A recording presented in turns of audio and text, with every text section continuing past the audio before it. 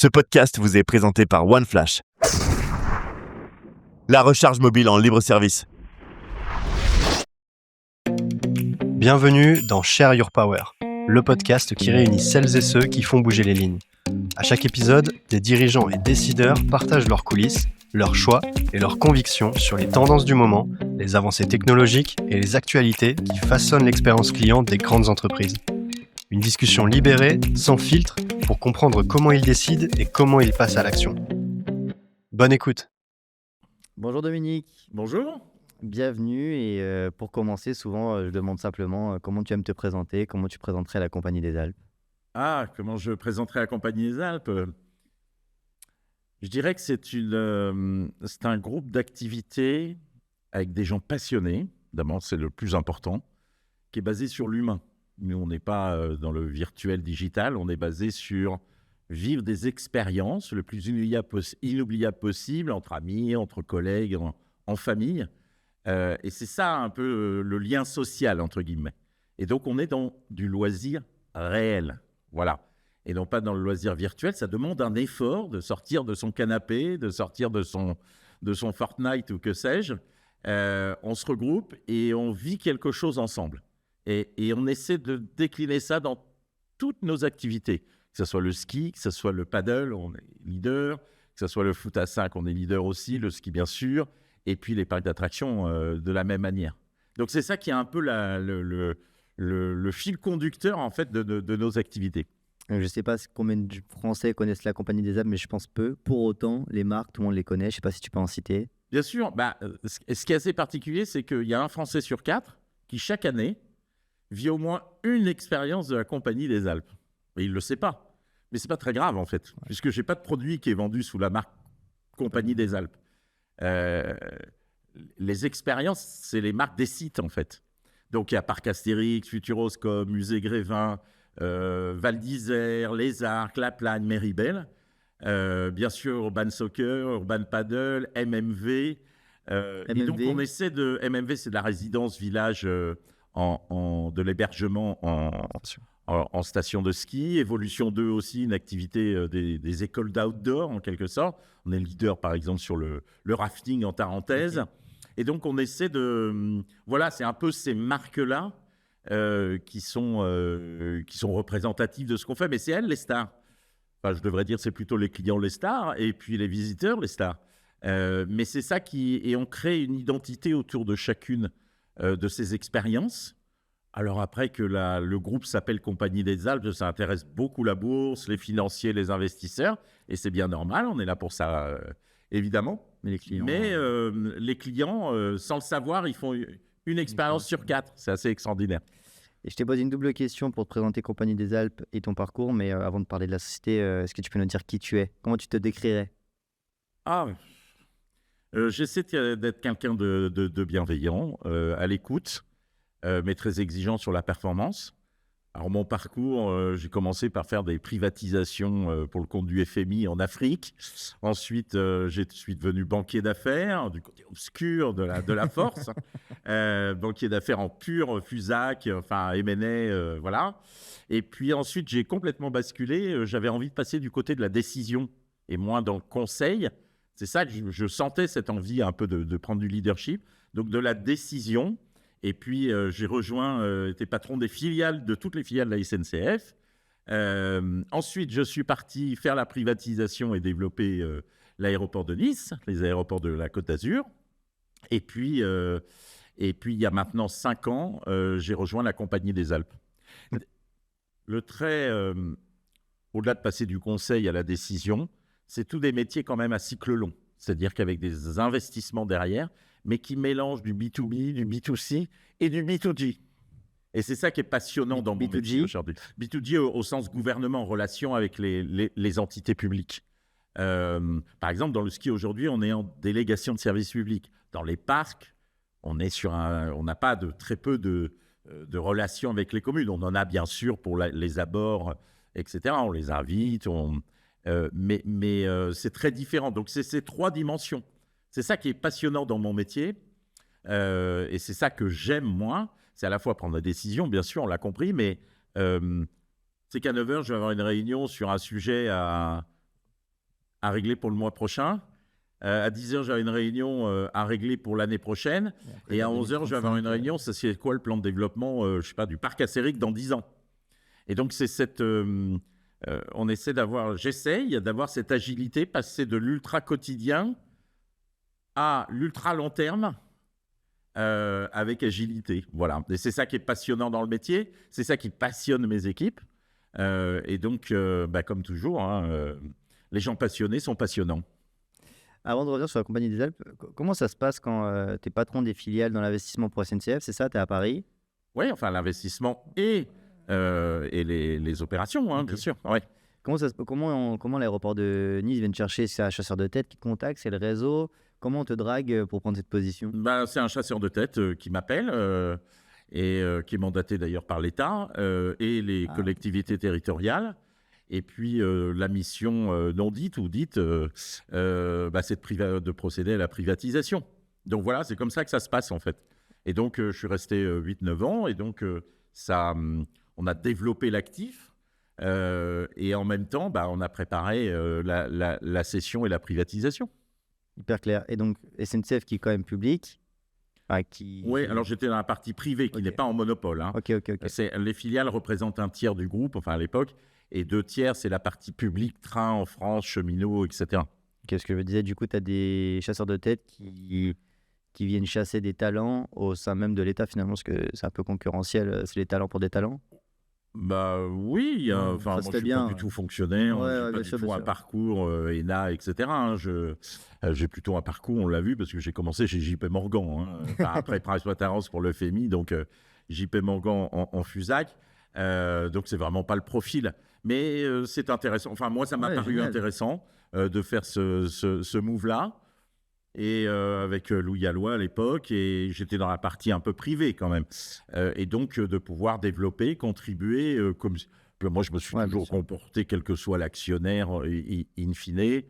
On est là pour sortir de la performance, comme toi. Exactement. Et donc là, tu es sous le soleil niçois. Et on vient te chercher pour Compagnie des Alpes? Exactement. Des métiers de flux, en fait. Des métiers de flux, comme je le disais, avec les 3 dimensions, et puis du très court terme, de l'immédiateté, jusqu'au très long terme. Et finalement, au-delà du métier sous-jacent, comment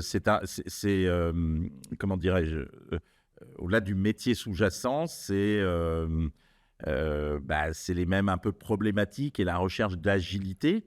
Plus le fait d'être à Nice, on apprend aussi parfois, parce que moi j'ai été longtemps dans le microcosme parisien, et on apprend qu'il y a tellement de gens à Paris qui veulent le bien des territoires, comme on dit maintenant, malgré eux. Et je pense que ça a joué aussi le fait que j'ai été il se trouve sur la Côte d'Azur, qui est quand même pas la ruralité par excellence, mais cette attitude à travailler avec des politiques de tous bords d'ailleurs, parce que moi je fais pas de politique, voilà. Mais aujourd'hui, je travaille avec les maires en Tarentaise, et donc c'est passionnant en fait. C'est passionnant. Tu as hésité avant de rejoindre la Compagnie des Alpes? Qu'est-ce qui t'a motivé? Qu'est-ce qui faisait que tu hésitais? Non, j'ai pas hésité. Ce qui m'intéressait, c'est qu'en plus il y avait une dimension cotation en bourse. Donc ça, c'était intéressant. C'était intéressant de toucher ça que je connaissais en tant que banquier d'affaires conseil, mais là, en tant que dirigeant ultime d'une entreprise cotée en bourse, ça amène aussi une couche de complexité, de responsabilité qui est différente et que je n'avais pas encore pu avoir. Et puis, c'est vrai que les produits, les expériences qu'on propose sont amusantes. Voilà. On est dans quelque chose qui est du réel, qui est finalement en grande partie infrastructure aussi. Quand tu vois ton parcours, est-ce qu'il y a un moment clé qui a changé ta trajectoire? Oui, quand j'ai quitté la banque d'affaires, en me disant, et alors je peux raconter une anecdote, c'est qu'il y a un client à l'époque, on lui avait fait une recommandation en disant, il ne faut pas acheter ça parce qu'en gros, il a payé 2 fois le prix qu'on avait proposé. Et je me suis dit, mais j'étais quelqu'un de tout à fait performant, etc. Donc il y a quelque chose qu'on n'a pas compris en fait. Et c'est ça qui a été un peu pour moi le déclic en disant, je vais passer côté décision.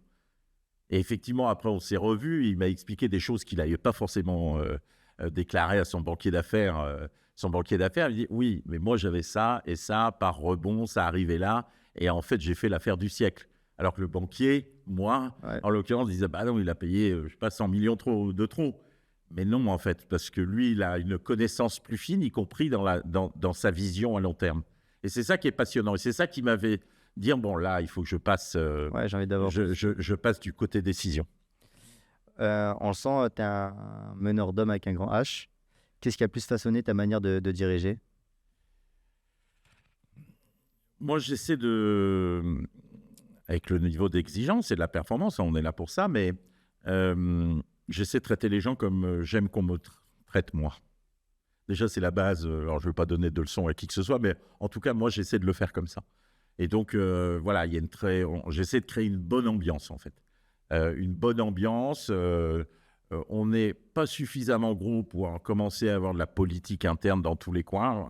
Vous êtes combien à Compagnie des Alpes? Oh, bah, on va dire 400 au siège entre Paris et Chambéry. Voilà, 400, tout le monde est passionné, tout le monde est à fond. On n'est pas 10 000 où ça commence avec les chefs, les sous-chefs, les chefs à plumes qui commencent à... Et alors, moi, je veux tel job dans 7 ans et demi. Et bon, tout ça, on ne fait pas. On est préservé de ça, donc on arrive à garder une bonne ambiance. Et puis, tout le monde... et j'allais dire, on sort aussi... On n'est pas tombé dans le piège de la performance financière comme unique boussole. Voilà. Je vais le dire comme ça, c'est améliorer la performance, l'EBITDA d'année en année, de manière éternelle. Bon, ça, on a pris perpète. Hein. Quand on est chef d'entreprise, surtout côté en bourse, c'est notre business d'améliorer la performance. C'est l'eau froide au robinet, quoi. Hein. Bon, on a l'eau froide. Et maintenant, il faut donner un petit peu de sens aux personnes, surtout dans un groupe. Comme j'ai des gens passionnés, d'aucuns diraient que c'est un défaut d'avoir... j'ai peu de turnover. Et donc, il faut donner du sens pour se redonner l'envie. Toi, moi, si le seul objectif qu'on ait dans la vie, c'est d'améliorer les l'EBITDA tous les ans, comment on va l'améliorer? Toi, tu crées ta start-up. Oui, tu as un objectif d'arriver vite à l'équilibre pour après... scaler, mais si tu veux, là, comment quelqu'un qui fait 25 ans le même métier, tu lui donnes envie de faire autre chose pour qu'il se lève le matin? Parce que sinon, la 5e année, si c'est juste l'EBITDA, franchement, voilà, il faut trouver autre chose. Et c'est ça qu'on a essayé de trouver. On a fait notre raison d'être un peu comme tout le monde, ça fait tarte à la crème, mais lien social. Et on a 2 méta-objectifs avant de jouer à la dinette de la stratégie, tu vois. On a 2 objectifs qui sont les accidents de travail. On est dans des métiers accidentogènes, donc il faut prendre soin de l'humain. Et puis le deuxième sujet, c'est qu'on a décidé qu'on serait net zéro carbone en 2030 pour chacun des sites. Et donc c'est le même métier, mais une manière différente de le faire. Et c'est ça qui redonne de l'envie de se dire, tiens, je vais le faire comme ça.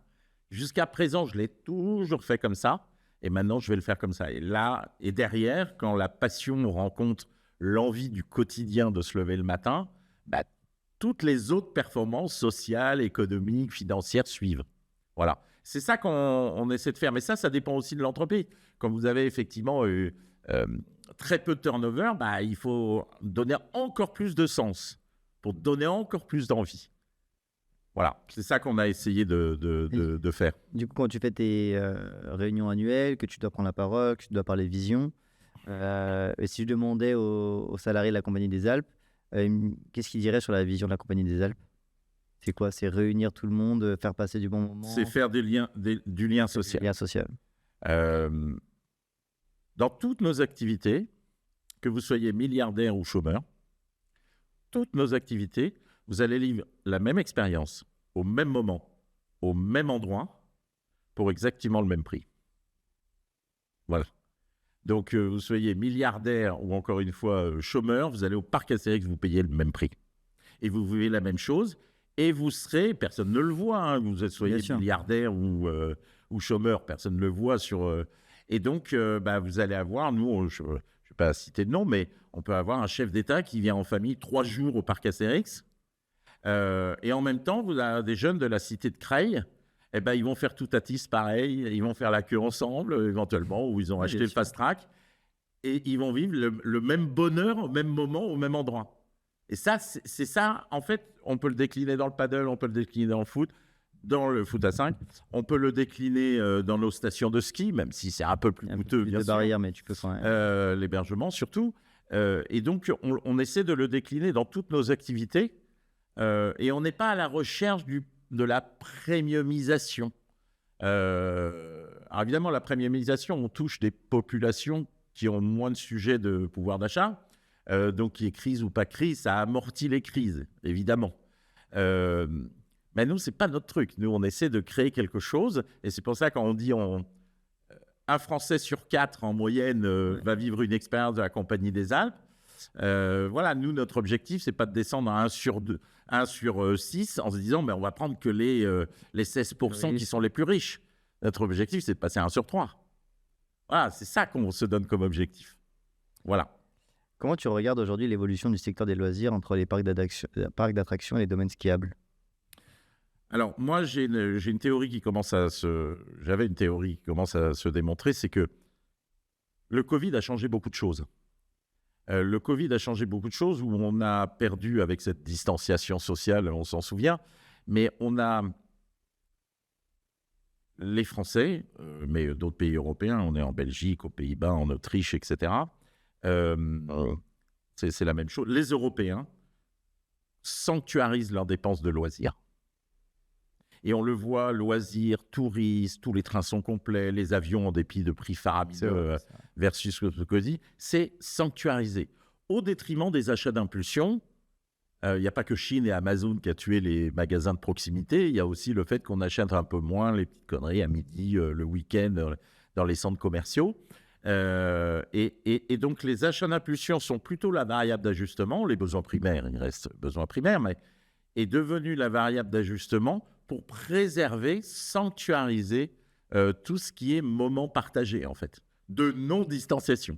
Et ça donc on voit sur les parcs d'attractions, mais les activités d'urbain, etc., même dans l'hébergement, donc qui est lié au ski, on voit comment ça s'appelle, depuis 5 ans, on est record sur record chaque année. Est-ce que tu penses qu'il y a un côté un peu comme les Japonais, la pression qui augmente et donc on a besoin de se divertir, on a besoin de se déconnecter? Est-ce que c'est ça ton explication un peu macro qui fait que cette poche de dépenses-là est préservée dans nos dépenses? Peut-être. Moi, je pense surtout on veut vivre du moment présent et des expériences qui apportent quelque chose. On a envie d'être acteur de sa vie parce que le monde est de plus en plus agité, de plus en plus volatile. On le voit avec ce qui se passe en ce moment en Iran, etc. Mais quand c'est pas l'Iran, c'est ailleurs et ainsi de suite. Donc on le voit, il devient de plus en plus volatile, incertain, incertain, complexe, ambigu. Et donc il y a la guerre avant, il y avait la guerre en Ukraine, etc. Donc on voit il y a une sorte de pression extérieure par ces déséquilibres. Qui crée une sorte d'anxiété. Une sorte d'anxiété, ouais, absolument. Ok. Donc on voit une corrélation entre effectivement l'anxiété, une situation géopolitique tendue et l'envie d'évasion et de... Oui, envie de bonheur. Ouais, bien sûr. Envie de bonheur. Donc, alors après, est-ce que c'est pas la pression au sens... elle est diffuse, c'est pas la pression dans son travail, dans son entreprise. Enfin, bien sûr. Je le vis pas comme ça, mais il y a une sorte de pression ambiante qui amène d'ailleurs, plus la situation économique de la France, qui amène à épargner, voilà. Qu'est-ce qui a le plus changé selon toi sur les dernières années dans les attentes des visiteurs? Dans les attentes des visiteurs, ils veulent toujours vivre des expériences qu'ils n'ont jamais connues avant. Donc on essaie dans le ski de faire des choses nouvelles, des expériences un peu différentes. Dans les parcs d'attractions, on investit beaucoup. C'est des métiers où on investit beaucoup. Je ne suis pas une start-up, moi. J'investis beaucoup et j'emploie beaucoup de monde. Donc, vraiment, c'est human intensive, capital intensive. Donc, mais dans les périodes de crise, je suis plus résistant. Je suis moins volatile. Donc, c'est ça qu'il faut voir. Mais c'est notre métier, un bon brick and mortar des familles. Là, c'est un vrai. Voilà. Ah oui, c'est un vrai. Et ce qu'ils cherchent, c'est d'avoir une expérience où ils se disent, je vais passer un moment un peu préservé, en sécurité. Je vais passer cette expérience-là à ce moment-là. Et ça va me créer un souvenir incroyable, quoi. C'est ça qu'ils essaient de chercher. Voilà. Parc d'attractions, je vois un peu les innovations que vous pouvez avoir, en tout cas le fait de pouvoir changer. le ski, comment tu arrives à réinventer l'expérience pour que tu vives des choses différentes? Parce qu'une fois que tu es... D'abord, l'expérience du ski, c'est pas le ski. L'expérience, c'est le scenery. On est à pas très loin de Paris. On peut passer une semaine extraordinaire au bon air avec des paysages de dingue et on a l'impression d'être parti à 20 heures de vol, quoi. C'est ça qu'on va chercher dans le ski aussi. Et puis, qu'est-ce qui se passe? On se retrouve le midi et ou le soir, on fait la fête avec des amis, en famille, etc. C'est ça qu'on veut vivre, en fait. Le ski étant un prétexte sportif. Et c'est bien parce que ça veut dire que c'est des gens qui font du sport. Le ski, c'est du sport, globalement. Et donc, c'est ça qu'on vient chercher. C'est pas le plaisir de mettre ses chaussures et de descendre. Bien sûr, ça en fait partie, cette activité sportive, mais c'est aussi ce qu'il y a autour. C'est un tout, en fait. Donc, tu peux innover, non pas que par le ski, mais par l'avant, après. Ouais, mais tu peux faire des parcours un peu débutants, mais sympas dans les arbres. Tu peux... un truc un peu plus rock où les ados ils vont s'éclater parce que tu vas mettre des sauts, des trucs comme ça.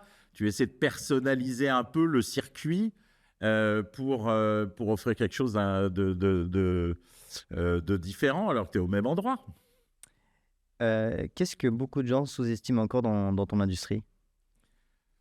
Sous-estime encore. Tu as une conviction que tu partages, les autres ne partagent pas. Est-ce que tu vois quand tu vas dans des parcs, les gens font des choses que tu ferais différemment, tu te dis, punaise, moi, j'ai pas cette conviction-là. Est-ce qu'il y a quelque chose?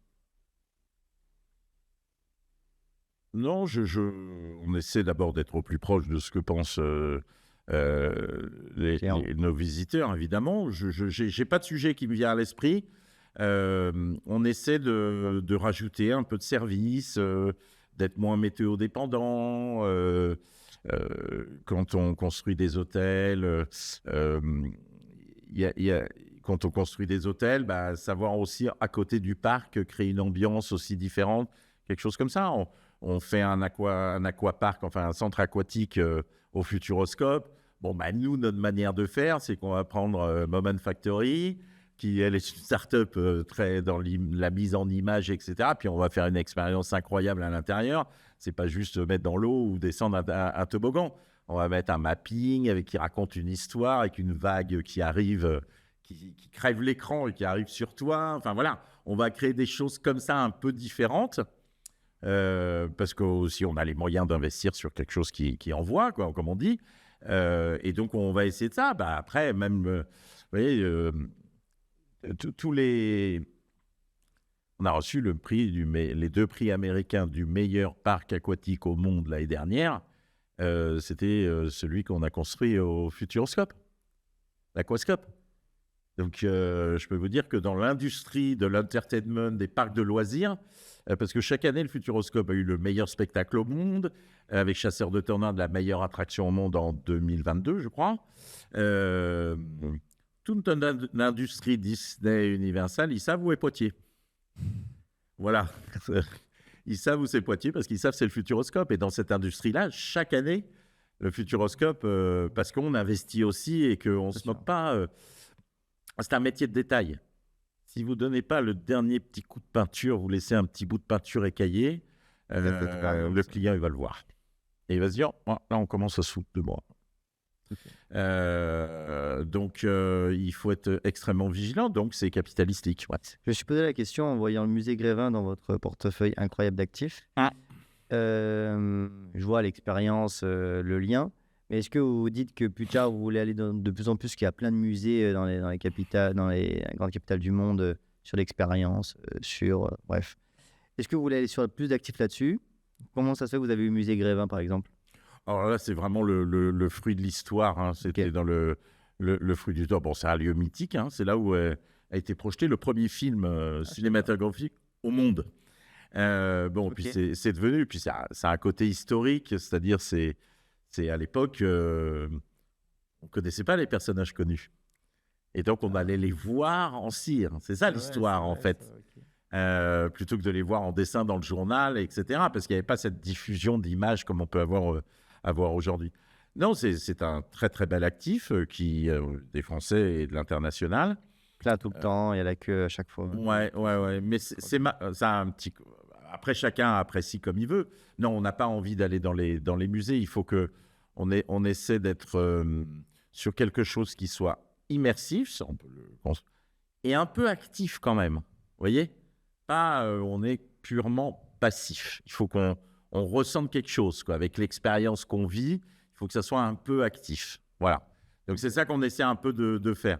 Le musée au sens, et j'ai rien contre, contemplatif, en disant on passe d'une salle à l'autre, etc., avec des merveilles à voir, c'est pas trop notre truc en fait. Ok. Voilà. J'ai vu que vous faisiez pas mal d'acquisitions. Oui. Sans connaître l'activité comme toi, évidemment, mais je vois des restaurants émerger comme Ephemera où il y a beaucoup d'immersion. On est à la fois dans l'océan, dans la jungle. On voit l'outdoor qui explose dans les centres co, qui sont de vraies locomotives, notamment avec des jeux d'activité, etc. Qu'est-ce que vous regardez? C'est quoi ton intuition? On pourrait aller demain à la Compagnie des Alpes sans dévoiler des secrets. Non, mais par exemple, on a fait un restaurant au Futuroscope où tes plats et la cuisine est en haut et ils font des loopings. Il y en a 4 au monde. On l'avait vu ailleurs. Et on a le 4e au monde. Il n'y en a que 4 au monde. Où ton plat, il part de la cuisine et il fait des loopings. Il fait des loopings et il arrive devant toi. Non, mais moi, j'ai une équipe interne de créatifs qui ont vu tous les parcs d'attractions dans le monde, par exemple, si on parle de ce métier-là, et qui sont dans l'avion en permanence. Et qui vont voir les nouveautés à droite, à gauche, que ce soit à l'autre bout du monde, etc. Donc, ils font ça pour se dire comment, moi, est-ce que je peux exploiter ça? Est-ce que je peux... qu'est-ce que je peux en retirer? Adapter, améliorer. Et comme on investit beaucoup, en fait, c'est l'industrie mondiale en termes de fournisseurs, entre guillemets, ou de créateurs. Et donc, très vite, si quelque chose se crée quelque part, on va être au courant de toute façon.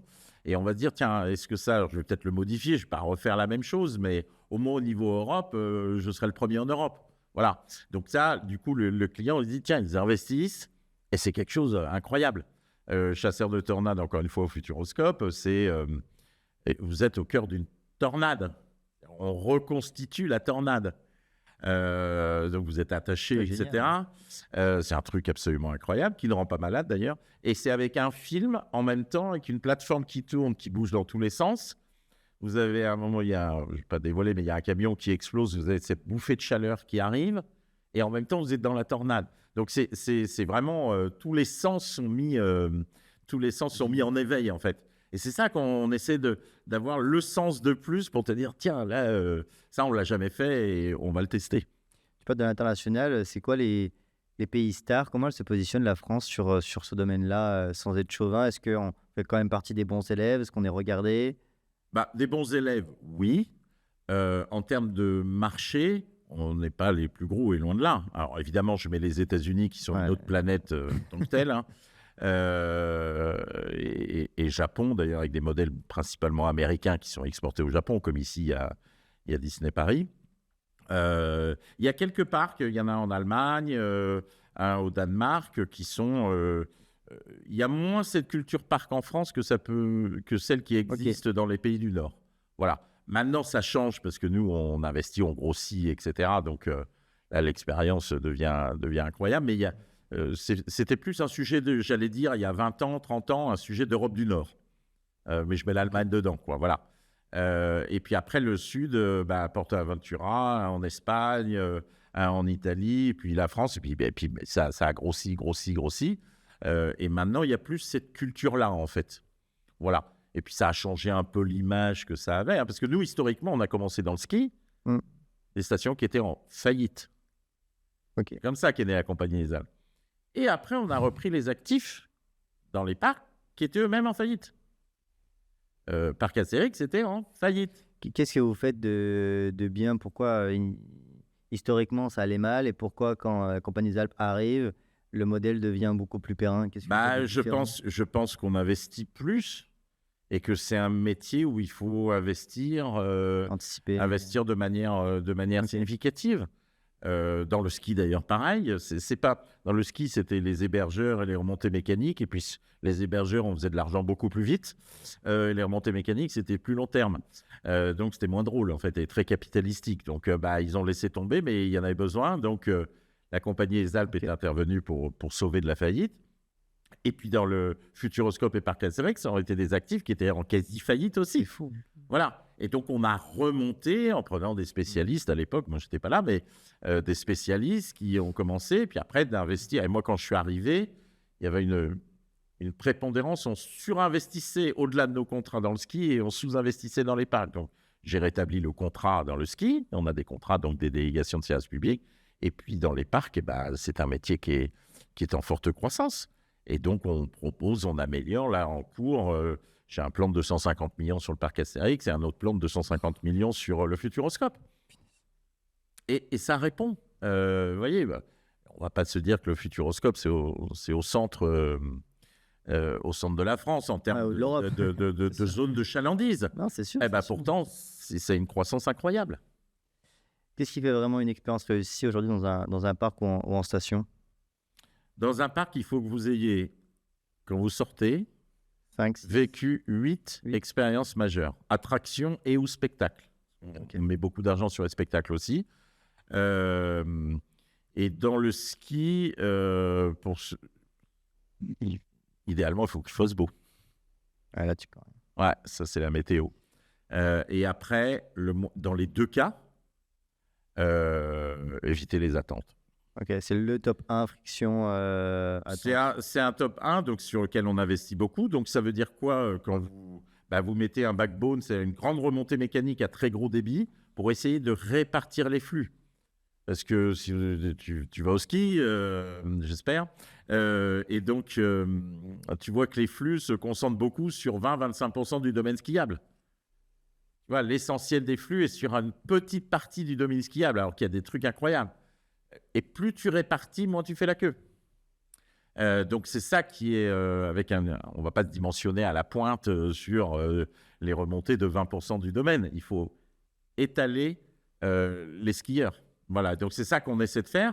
Et dans les parcs, on essaie de faire la même chose. C'est un métier de flux, en fait. Il se trouve que c'est un parc d'attractions, une station de ski, mais ça pourrait être un aéroport, ça pourrait être... Voilà, oui. C'est un métier de flux, en fait. On gère du flux. J'ai l'impression que l'attente, c'est un des sujets que personne vraiment arrive à tacler. Il y a toujours de l'attente, tu auras toujours une demi-heure d'attente. C'est quoi les innovations en cours qui peuvent arriver, qui peuvent faire que... on fait du spectacle. Ouais, donc, ça veut dire que vous avez une partie des gens, au lieu de faire la queue, ils seront dans un spectacle.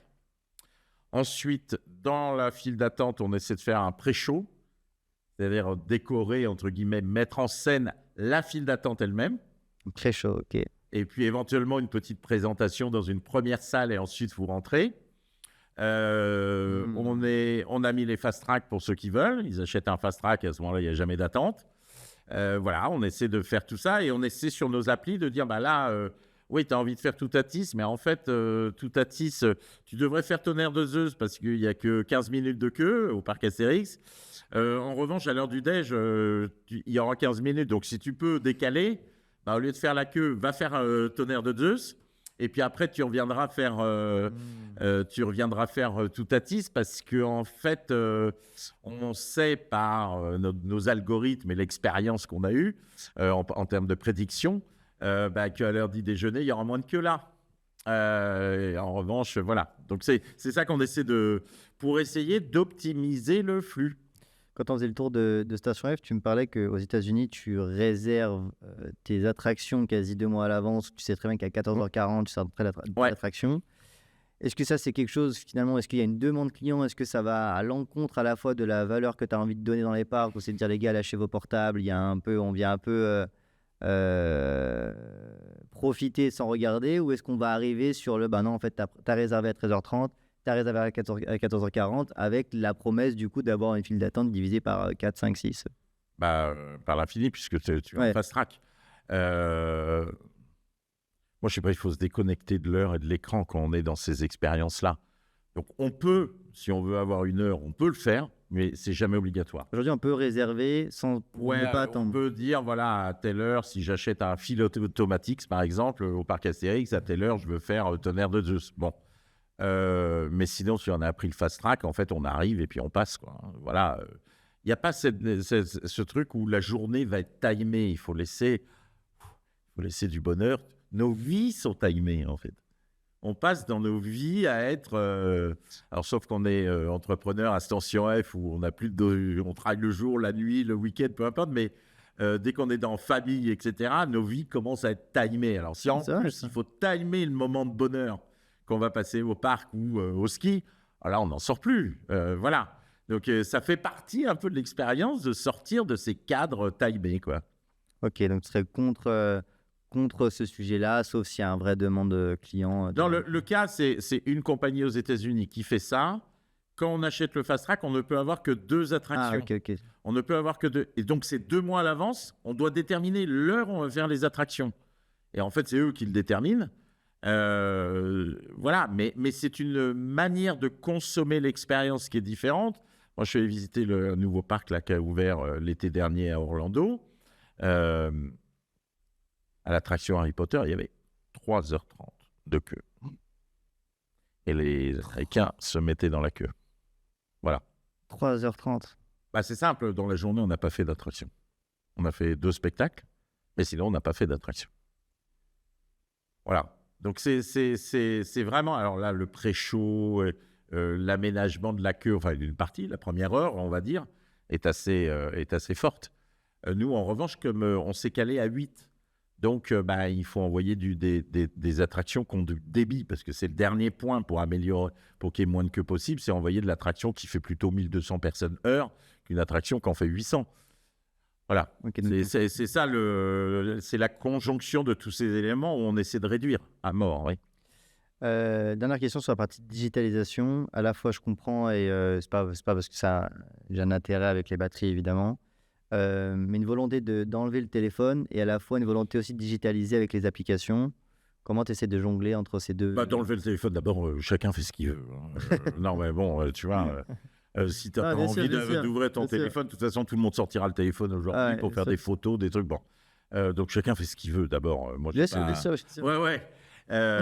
Donc, maintenant, celui qui veut être sur l'appli, il est sur l'appli. On essaie de la rendre la plus intelligente possible, la plus fluide possible.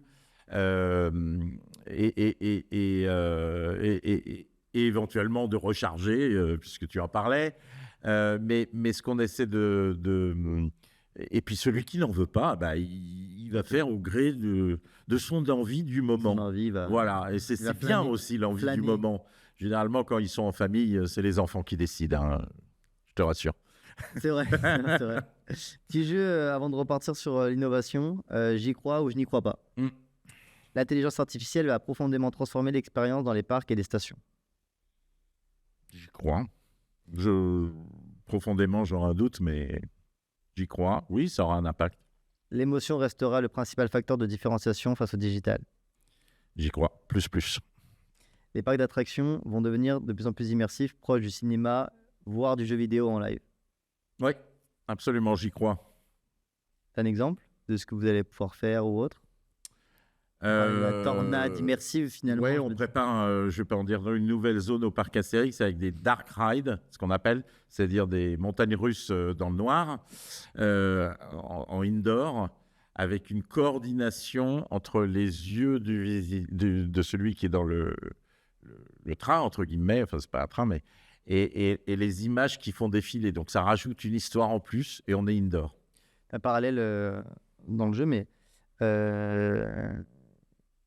on va faire parler des réussites, mais est-ce qu'il y a une attraction qui vous a dit ça va cartonner, on a fait des tests et sorti, vous êtes loupé en disant punaise, ça prend pas quoi?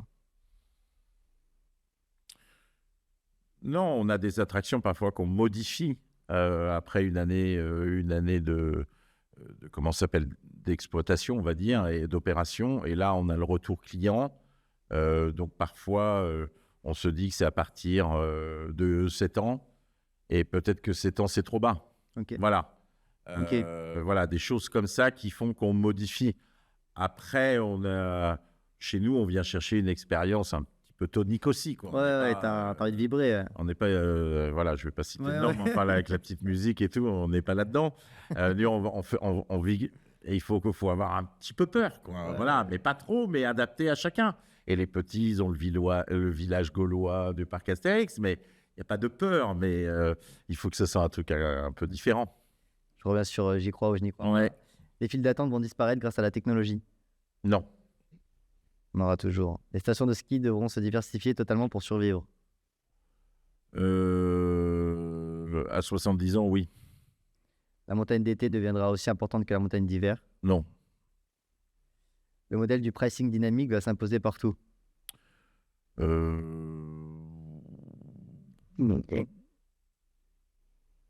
Oui, non. Enfin, c'est pas complètement notre ADN à nous. Ouais, vous aussi. Ouais. Voilà, c'est pas complètement notre ADN qu'on fait ce que j'ai dit, ce que je t'ai dit tout à l'heure. C'est pas complètement notre ADN. Voilà. Aux US, il y a des parcs un peu avec du pricing dynamique. Oui. Ouais. Oui, mais bon, qu'ils fassent les US, c'est un autre monde, c'est un autre monde. Non, je les prends pas en exemple. Ouais. Bon, moi, oui, sur ça, beaucoup de choses, oui, parce que c'est eux qui ont inventé, c'est le show, quoi.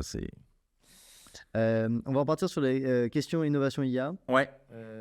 Quelle place ça prend l'innovation aujourd'hui dans le groupe? Et après, si tu peux parler des fameuses huiles de friture, je trouve ça extraordinaire. Ouais. L'IA, c'est peut-être parce que je suis pas IA natif, mais enfin, comme ça a 30 mois. Hein, c'était novembre 2022, la partie IA générative, j'allais dire, avec un accès au plus grand nombre. Alors nous, on s'en sert aujourd'hui sur des optimisations. C'est un outil d'optimisation dans des domaines fermés chez nous. Ça, c'est intéressant. C'est-à-dire quand l'IA, en fonction, je te donne un exemple très concret. On envoie un drone avec un radar LIDAR. Un LIDAR. Il mesure. C'est quoi, pardon? Un drone avec un radar qui mesure, on va dire, avec une sorte de radar qui mesure l'épaisseur de neige. D'accord. Voilà. Donc, putain, ça va tellement loin, vos métiers, on ne se rend pas compte. Ouais. Et donc ça, on le relie avec le plan de damage la nuit.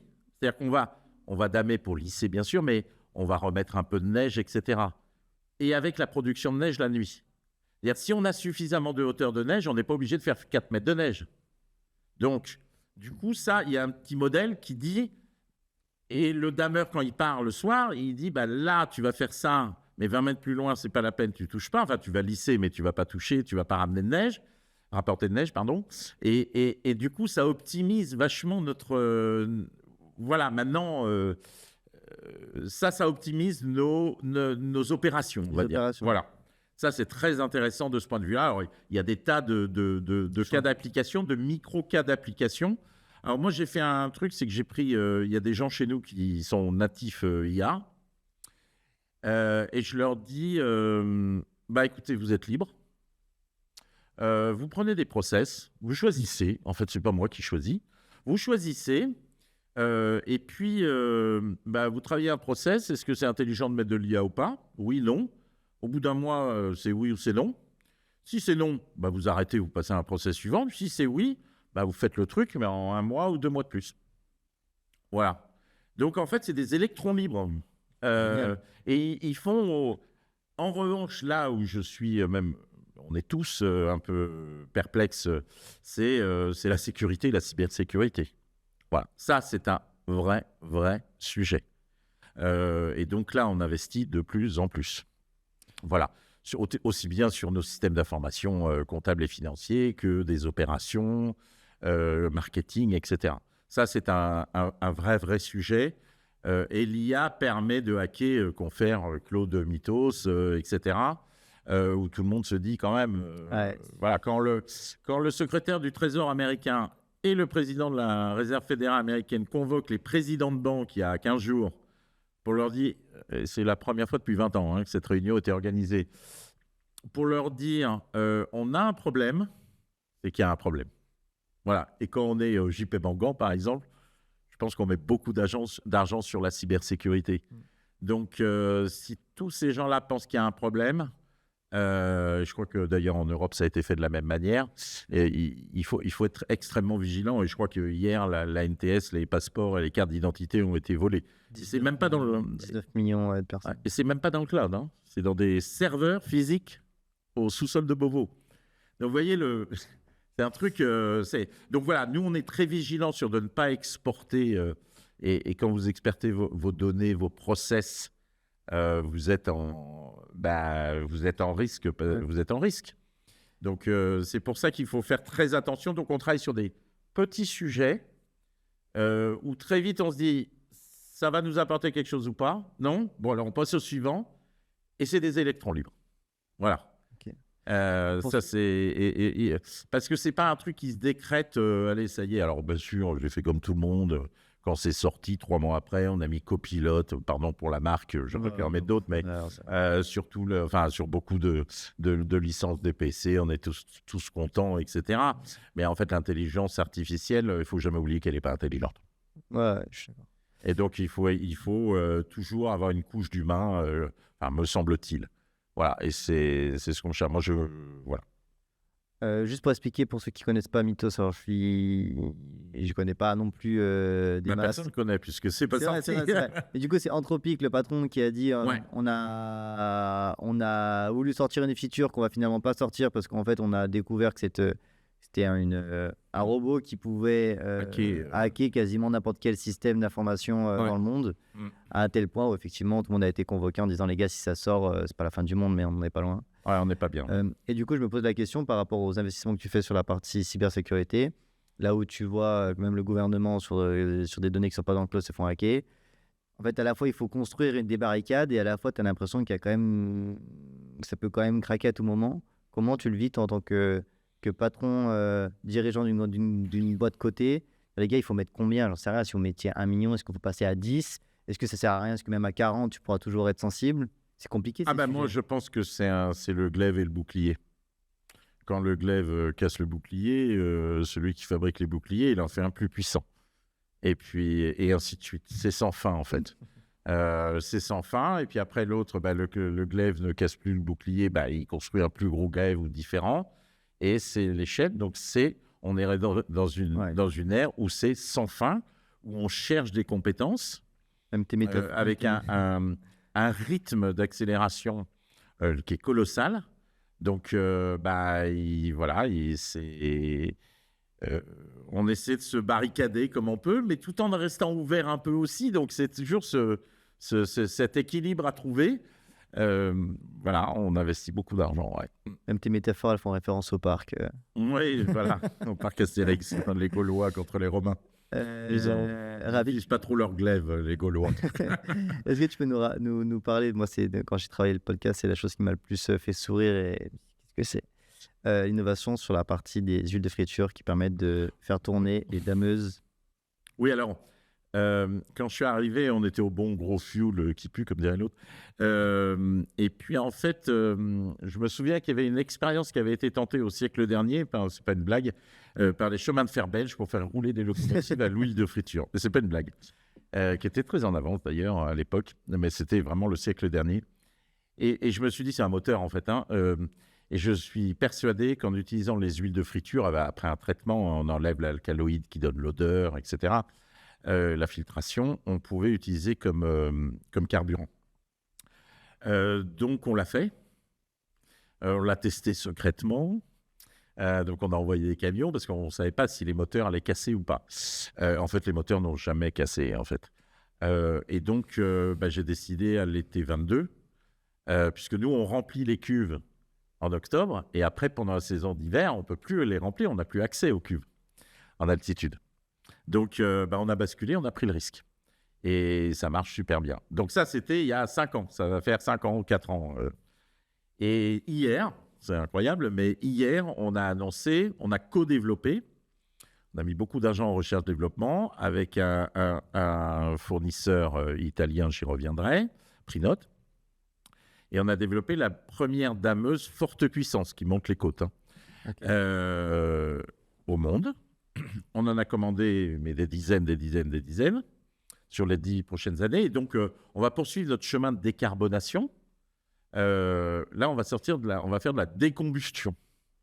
C'est-à-dire qu'on va sortir de ces huiles de friture usagées qui sont un deuxième usage. Ça fait disparaître le produit, ça fait le carburant. Et en plus, ça réduit les émissions de CO2 de 93%. Voilà. Et on l'a fait auditer, etc. Et donc... mais comme on est en France, on paye un peu plus de taxes que si on prenait du diesel. Mais ça, c'est un autre débat. Et donc, on va essayer de basculer. Maintenant, on a décidé, et hier, c'était le jour 1, notre flotte de dameuses, dans 10 ans, sera à 80-90% électrique. Voilà. Et chaque remontée mécanique, c'est une rallonge électrique. Hein. Vous pouvez mettre un chargeur, tu peux mettre un chargeur là-haut, tu branches, voilà. Donc en fait, on est, là, on a commencé la prochaine génération. Hier a eu lieu pour nous une rupture technologique, disruption si on veut être moderne. Changer de paradigme, je ne sais plus les mots-clés qu'il faut mettre pour apparaître moderne. Oui, il y en a pas mal. Mais hier, c'était le jour 1 de cette transformation. L'industrie, chez nous, après les autres, il faudra qu'ils achètent, mais et en TCO, en Total Cost of Ownership, c'est-à-dire le coût de l'actif sur la durée de vie de l'actif, c'est-à-dire le prix d'achat, mais aussi avec les coûts de maintenance et le carburant, etc., c'est 20% moins cher. Ah voilà, ça va être ma question. Voilà, c'est 20% moins cher. Donc en fait, hier, on a commencé à changer notre industrie, notre petit monde à nous. Mais c'est ça, en fait, on essaie de changer notre monde. Alors chacun à sa petite ou micro-échelle, mais c'est ça qu'on essaie de faire. Il y a sûrement 500 questions hyper intelligentes à poser sur ce sujet-là, mais j'en ai une très bête. Ouais. Est-ce qu'il y a suffisamment d'huile de friture pour alimenter? Est-ce que demain, il faut faire plus de frites? Est-ce que c'est pas le sujet? J'en sais rien, mais... Il y a suffisamment d'huile de friture pour alimenter, mais tu l'as compris, pour alimenter pour 10 ans. Hein, parce qu'après, j'en aurai plus besoin, puisque je serai passé en full électrique. Ah oui. Okay. Donc, il y en a suffisamment. Il y en a aujourd'hui beaucoup qui est brûlé en incinérateur parce qu'il n'y a pas de système de collecte pour donner une deuxième vie au produit. Mais oui, il y en aura assez. Mais dans 10 ans, j'en aurai besoin que de 10% de ce que je consomme aujourd'hui. Et j'en produirai dans mes parcs belges, français, beaucoup plus que mes besoins.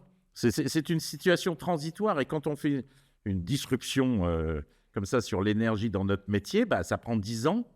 Et au bout de 10 ans, en fait, peut-être que je la vendrai, mon huile usagée, parce que d'autres en auront besoin. Deux dernières questions et après petit jeu. C'est quoi ta responsabilité la plus lourde aujourd'hui en tant que patron de la Compagnie des Alpes?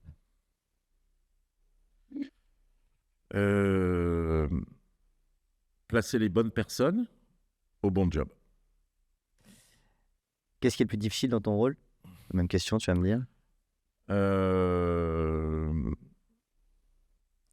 Toujours faire essayer d'avoir une vision, en tout cas un avis sur un monde de plus en plus changeant et volatile. Et moi qui fais cette transformation, au sens bancaire du terme, du court terme au moyen terme, de prendre des décisions d'investissement à 10-15 ans.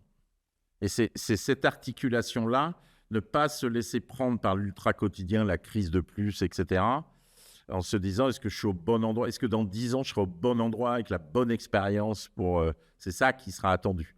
Parce que quand j'ai pris la décision d'investir au parc Astérix il y a 3 ans, alors certes, il y avait la guerre en Ukraine, mais il n'y avait pas l'Iran, il n'y avait pas ceci, etc. Et puis, il y en aura d'autres. Ça va rentrer en opération 5 ans plus tard, en 2028. Donc, il faut se dire, quand tu prends la décision, et après, tu vis 30 ans avec. Et tu as un monde plus ou moins changeant, avec des finances publiques de la France qui sont comme ci, ou du tel pays, qui sont comme ci, comme ça, un monde de plus en plus volatile. Est-ce que tu mets de l'argent? Ton time to market, il va être de 3 ans ou 5 ans, et après, tu vas vivre 30 ans avec. C'est ça, en fait. Faut viser juste. C'est là, viser juste, on le sait qu'après, mais le moins mal possible, en tout cas. Jusqu'à présent, c'est bon. Qu'est-ce que tu valorises le plus chez tes collaborateurs? L'initiative. Comment tu fais grandir tes équipes dans un métier aussi exigeant?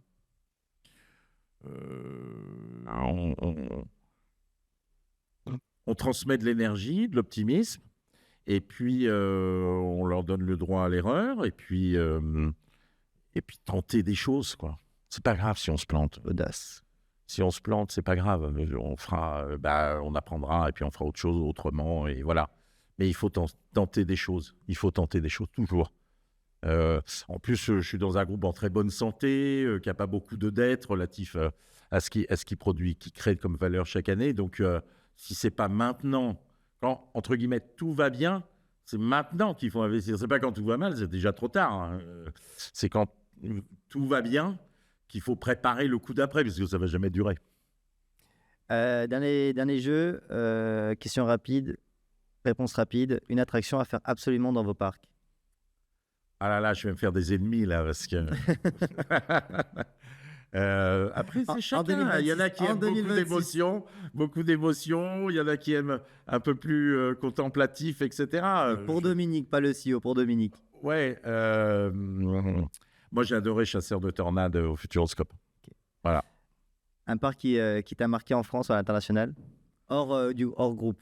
Comme ça, on enlève. Ouais, en gros, bah, sinon, oui. Non, ben,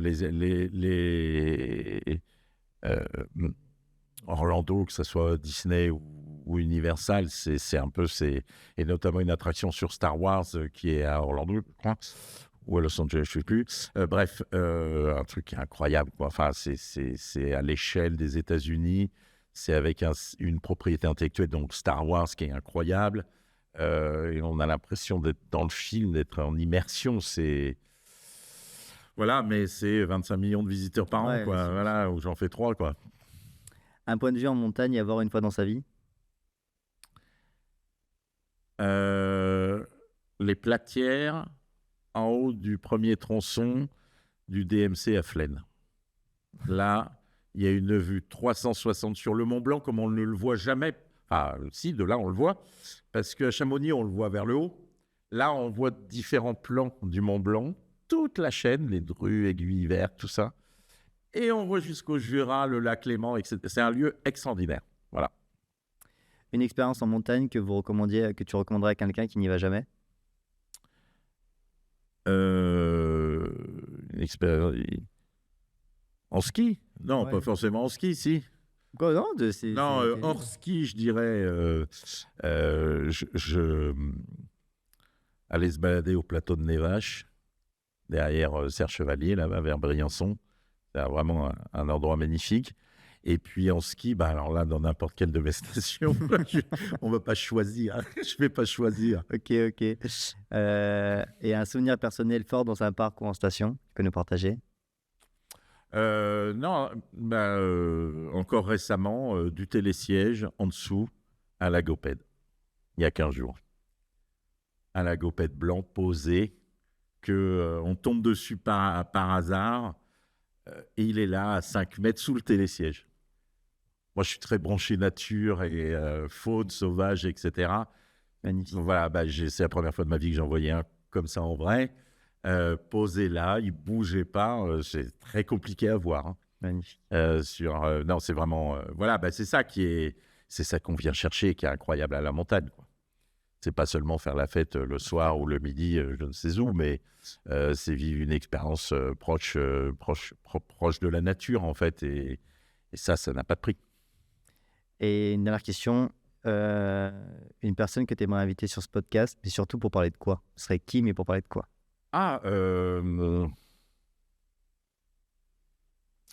Qui je pourrais recommander d'inviter? Sylvain Tesson.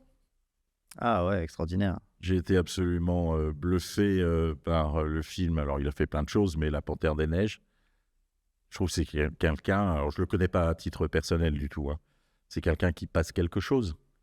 Et quand on disait tout à l'heure, on essaie d'avoir du sens. À lui. Voilà, quand ils sont partis faire La Panthère des Neiges, c'est pas un documentaire seulement animalier. On n'a pas des belles images de Panthère des Neiges, etc. Il y a quelque chose d'autre qui est raconté. On rajoute un peu de sens. On rajoute un peu de sens. Et ça, c'est incroyable. Alors moi qui ai cette passion-là et la manière dont il le vit, etc., il le raconte avec celui qui est le spécialiste de la prise de vue, c'est sûr. du tracking, etc., ça rajoute, moi, très modestement et dans un autre, on essaie de rajouter ce sens, en fait. C'est pas juste des jolies images de Panthère des Neiges. Ça, bon, il fait très bien, il n'y a pas de débat. Mais il y a quelque chose en plus.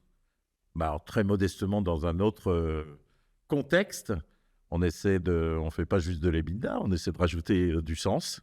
Non, mais et là, je trouve qu'il y a du sens qui est rajouté à ce qui est l'eau froide d'un documentaire animalier, c'est-à-dire des belles images d'animaux. Je trouve que l'équipe, l'attelage, j'allais dire, la combinaison des deux est assez fantastique. Dernier message, si tu avais un message à passer à tes collaborateurs? Tes équipes? Mes collaborateurs, mais je veux dire, on continue à fond comme d'hab, et puis on se trompera peut-être. C'est pas grave, on recommencera et on fera différemment, mais on y va à fond. Il faut profiter. Et merci Dominique. Merci Lucas. C'est la fin de cet épisode. Merci de l'avoir écouté jusqu'au bout. S'il vous a plu, n'hésitez pas à le partager et à en parler autour de vous. À bientôt pour le prochain épisode.